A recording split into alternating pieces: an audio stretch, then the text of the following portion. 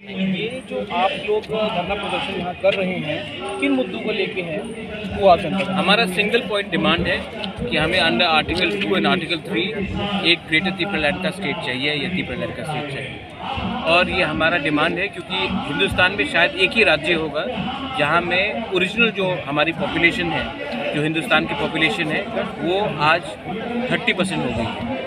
ये 70 साल में जो बांग्लादेश से बहुत लोग आए हैं उनको हमने जगह दे के पनाह दे कर ओरिजिनल पॉपुलेशन को ही हमने 30% कर दिया। इसी के लिए अगर आज हमें अपनी सभ्यता, भाषा और आइडेंटिटी और कल्चर को बचाना होगा तो हमें 6 शेड्यूल के अंदर जो ग्रेटर त्रिपुरालैंड का राज्य है वो हमको देना चाहिए और गवर्नमेंट ऑफ इंडिया को ये हमारी मांग है कि आप ये हमें दीजिए। तो मूल रूप से जो अभी जैसे आप बता रहे हैं कि बाहर से लोग आते हैं, बांग्लादेश से, बाहर से मतलब कि हिंदुस्तान से नहीं आ रहे, बांग्लादेश से।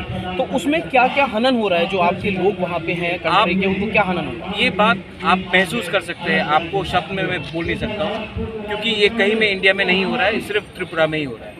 अगर आप बाहर के देश से लोगों को निमंत्रण करेंगे और वो आपके एडमिनिस्ट्रेशन में आ जाएंगे, वही आपके प्रोफेसर्स बन जाएंगे, वही आपके जज बन जाएंगे, वही आपके मंत्री एमएलए बन जाएंगे, तो आपको कैसे लगेगा? तो प्रशासन जब आपके हाथ से पूरा चल जाता है और आप अगर त्रिपुरा में घूमेंगे और आपको लगेगा नहीं कि ये एक त्रिपुरा एक राज्य था, ये नया एक लगेगा कि ये एक एक्सटेंशन ऑफ बांग्लादेश है, तो आपको कैसे लगेगा? ये मैं मज़हब के में बात नहीं कर रहा हूँ, मैं कम्युनिटी सेंट्रिक बात कर रहा हूँ, मज़हब के नाम में एकदम नहीं। तो ये बात मैं आपको शब्द में नहीं बता सकता हूँ।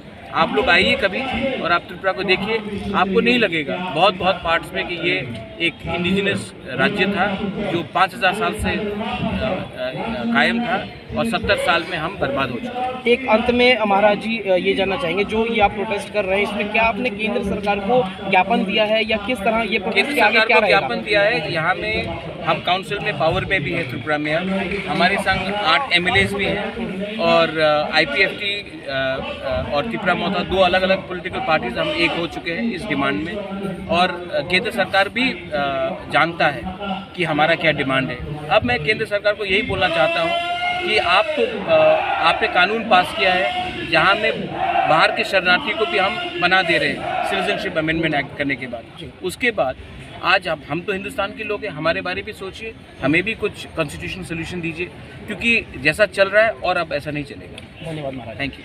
तो